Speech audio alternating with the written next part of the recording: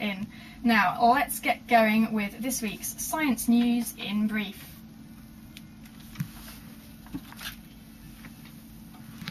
Blue light smells like bananas. Deadly skin cancer rates double in men. Snails on speed shed light on human memory.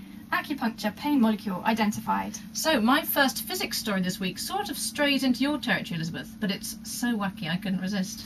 Well, yeah, the headline, blue light smells like bananas, did jump out at me somewhat, so go on, explain. Well, so scientists in Germany have managed to hijack the fruit fly's sense of smell so that they confuse blue light with the aroma of sweet, rotting fruit.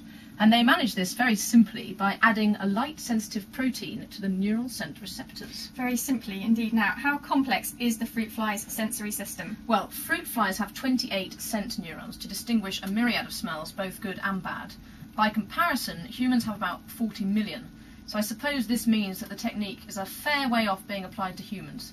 Although I can't help wonder what it'd be like. Elizabeth, if you could smell any smell just by seeing a certain wavelength of light, what would it be?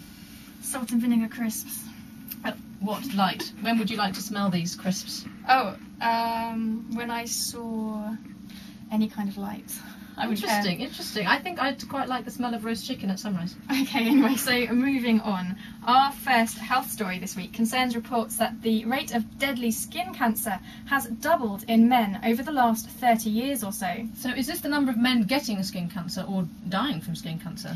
Worryingly, the increase has been in men actually dying from malignant melanoma, the most deadly kind of skin cancer there is.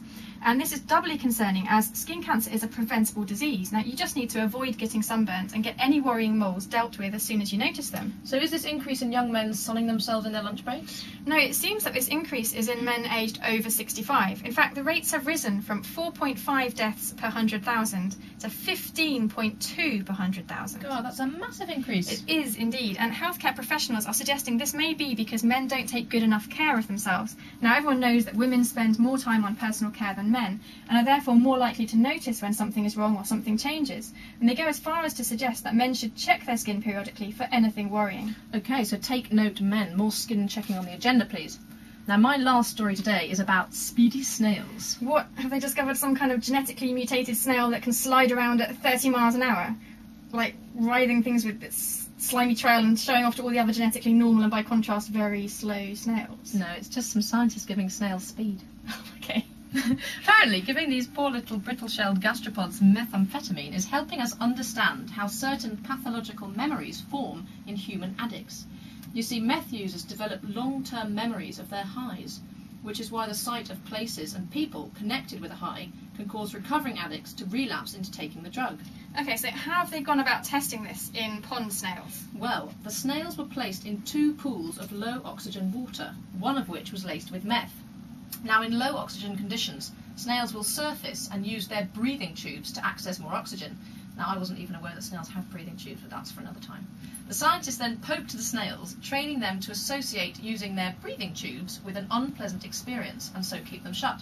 Sounds like great fun for the snails then. Indeed. But the interesting thing is that only the snails on speed remembered their training the following morning. So the team's ultimate goal is to work out how to diminish specific memories and ultimately help addicts recover. Okay then, well, finally today, scientists think they may have identified just how acupuncture has its pain-relieving effects. So published in Nature Neuroscience, this study suggests that a molecule called adenosine is responsible for this analgesic effect. But adenosine is a really common molecule. How does it mediate pain relief? Well, in addition to all the other functions, such as regulating sleep, it's previously been suggested that adenosine becomes active in the skin following minor injury and acts as a sort of local painkiller. But those acupuncture needles go in a long way. I've seen them, they're really quite long. They are really long, and that's what this study has been investigating. So that is what happens deeper down in the tissues. Now, they looked at the effects of acupuncture in mice. So some of the mice were known to be resistant to adenosine, and in those mice, the acupuncture had no effect whatsoever. So they're saying that adenosine must be involved somehow, but that's as far as they've got? Yeah, but it does seem to be an important step in understanding this often dismissed complementary therapy. Well, I guess it's just one of those things that will always cause a bit of controversy. But every bit of science that can be used to back up the principles of therapy helps, I guess. Absolutely, and you've got to be a bit open-minded, I think, as well. But anyway, that's it for our news today. So if you've got any questions about anything we've mentioned, drop us an email to studio@shortscience.co.uk. Well, I don't know about you, but I think it's time for another birthday message. Absolutely, so here we go. Let's see who's coming up next.